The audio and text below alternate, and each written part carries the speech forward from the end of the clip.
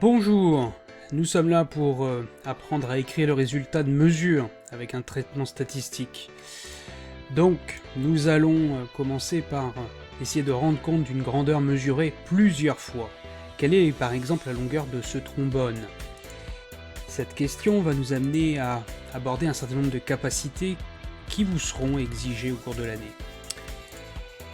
Commençons par un tableau de mesure. Si nous prenons la mesure de la longueur de ce trombone, nous aurons à chaque fois peut-être un certain nombre de valeurs différentes au regard des difficultés à bien aligner le trombone avec la règle. On observe une légère dispersion des résultats. Comment estimer alors la longueur du trombone? Eh bien, la meilleure estimation sera la valeur moyenne, qu'on notera L avec une barre au-dessus. Cette valeur moyenne est calculée, comme vous le savez, en sommant toutes les valeurs que nous avons obtenues et en divisant par le nombre de valeurs. Ainsi, dans notre petite expérience, si je reprends toutes les valeurs du tableau, nous avons une valeur moyenne qui est la somme de toutes les valeurs obtenues divisée par les 10 valeurs obtenues, qui correspond à 2,6 cm. Quelle est alors l'incertitude de mesure élargie à 95%?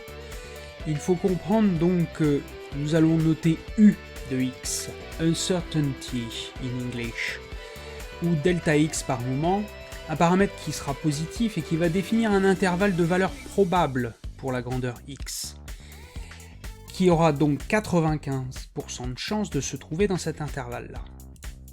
Résumons ça par un petit graphique. Si ma valeur moyenne de la grandeur X est ici, X moins U de X et X plus U de X forment un intervalle dans lequel j'espère à 95% trouver la valeur vraie de la longueur, par exemple, que je cherche du trombone.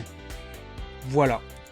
Alors, reprenons nos calculs. Nous cherchons à calculer U de X, qui est donc l'incertitude sur la valeur de la grandeur X qui est élargie. On va obtenir cela en multipliant par un coefficient K, qu'on va exprimer après, multiplié par Sx sur racine de n. N étant le nombre de mesures que vous aurez faites, Sx étant l'écart type expérimental que l'on peut calculer à partir des mesures obtenues, et le K est un coefficient student qui dépend du nombre de valeurs et du niveau de confiance que l'on veut avoir dans mon intervalle. Ce K est donné dans des tables assez complexes. Reprenons donc.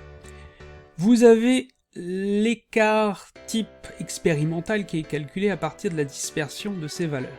Le nombre de valeurs est de 10 et le coefficient student pour un intervalle avec de confiance à 95% et 2,26.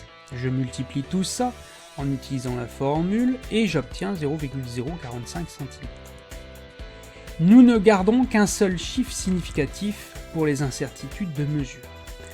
Donc nous arrondissons toujours au supérieur et on obtient UL égale 0,05 cm.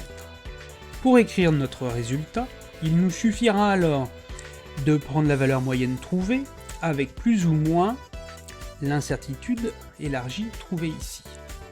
Donc, dans le cas de mon trombone, la valeur moyenne est 2,6 cm, son incertitude est de 0,05 cm.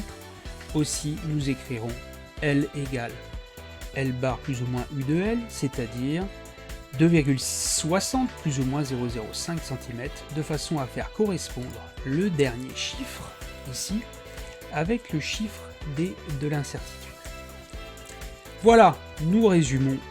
Il faut retenir ces formules de façon à pouvoir écrire correctement un résultat, calculer une moyenne, calculer un écart expérimental et obtenir donc une incertitude de mesure élargie à, par exemple, 95% si on le souhaite.